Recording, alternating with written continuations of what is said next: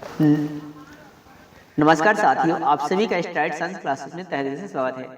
तो आज हम देखने वाले क्लास 10 का हिस्ट्री चैप्टर नंबर 2, जिसमें हमारा पार्ट 3 वीडियो होगा। अगर आप पार्ट 1 पार्ट 2 नहीं देखे तो प्लेलिस्ट में जाकर आप देख सकते हैं। तो आज हम जानेंगे बलशेवी क्रांति। ये दोस्तों बहुत ही वीवीआई है, ये 5 मार्क्स में भी पूछे जाते हैं। सबसे पहली बात है, बलशेवी क्रांति ऑब्जेक्टिव में पूछ लिया जाता है कि कब हुआ था। तो 2 नवंबर यह क्रांति जो है कब हुआ था? 2 नवंबर 1917 को हुई थी। यह क्रांति कब हुई थी? 2 नवंबर 1917 को हुआ था। अब है क्या है, लेकिन पुराने रूसी कैलेंडर के अनुसार ये क्रांति कब हुई थी? 22 अक्टूबर 1917 को हुई थी। इसलिए इसे बलशेवी क्रांति को अक्टूबर क्रांति भी कहा जाता है। क्या सुना आपने? दो बात याद है ना कि बलशेवी क्रांति जो है 7 नवंबर 1917 को हुई थी, लेकिन पुराने रूसी कैलेंडर के अनुसार ये क्रांति जो है कब हुआ था? तो 22 अक्टूबर 2017 को हुआ था। इसलिए इसे अक्टूबर क्रांति भी कहते हैं। इसलिए इसे आप लिख लेंगे, इसलिए इसे अक्टूबर, ठीक है, इसे अक्टूबर क्रांति भी कहते हैं। अब देखिए इसका कारण क्या था। तो है क्या, जार की निरंकुशता और अयोग्य शासक। मतलब है क्या कि रूस के सम्राट को जार कहा जाता था। आप पहला बात याद रखें, रूस के सम्राट को क्या कहते थे? जार कहते थे। ये ऑब्जेक्टिव में आते हैं। तो जार क्या था? सम्राट जो थे वो निरंकुश थे, मतलब अत्याचारी बहुत थे, और अयोग्य थे, मतलब लायक नहीं थे शासन करने लायक। तो है देखिए 1917 से पूर्व क्या है, रूस में रोमनो वंश का शासन था। पूछ लेगा 1917 से पूर्व रूस में किस वंश का शासक था? तो रोमनो वंश का शासक था। और रूस के सम्राट को क्या कहा जाता था? तो जार कहा जाता था। और यह क्रांति जो है जार निकोलस द्वितीय ने शासनकाल में हुई।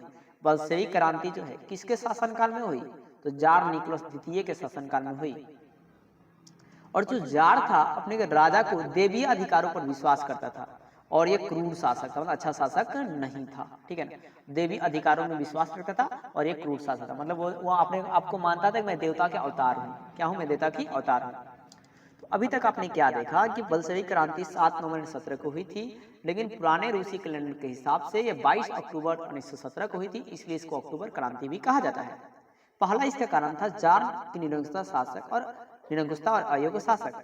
1917 में पूर्व रूस में रोमनो वंश का शासन था और रूस के सम्राट को जार कहा जाता था। यह क्रांति जार निकोलस द्वितीय के शासनकाल में हुई और राजा अपने देवी अधिकारों पर विश्वास रखता था और यह क्रूर शासक था। दूसरा कारण था कृषि की दयनीय स्थिति। मतलब कृषि में क्या थी? बहुत ही दयनीय स्थिति, मतलब खराब स्थिति आ गई थी। 1861 में जार अलेक्जेंडर द्वितीय ने कृषि दासता का समाप्त किया। तो पूछा जाए कृषि दास का जो है समाप्त कब हुआ?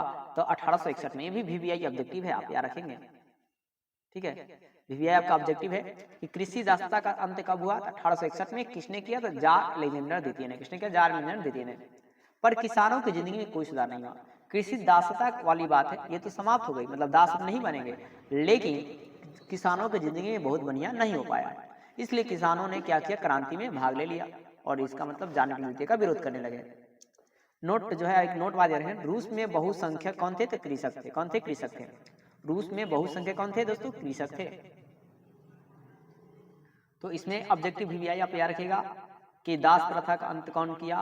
तो जार निकोलस जार अलेक्जेंडर द्वितीय 1861 में।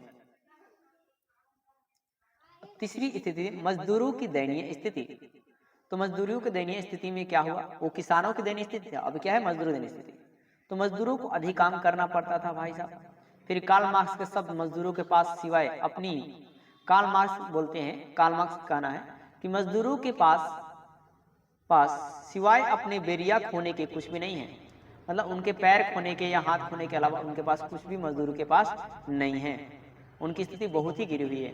तो मजदूरों की दयनीय स्थिति में आप देखें, मजदूरों के अधिक काम करना पड़ता था। और कार्ल मार्क्स कहते हैं कि मजदूरों को खोने के बजाय अपने बेरिया खोने के बाद सिवाय कुछ भी नहीं है। अब है औद्योगिकरण की समस्या थी। उद्योगों का विकास के लिए विदेशी पूंजी पर निर्भर थे। जो आपका मतलब उद्योग के विकास के लिए वो किस पे डिपेंड थे? विदेशी पूंजी पर डिपेंड थे। और विदेशी पूंजी जो थे, पूंजीपति थे, वो आर्थिक शोषण को बढ़ावा दे रहे थे, मतलब वो आर्थिक रूप से शोषण कर रहे थे।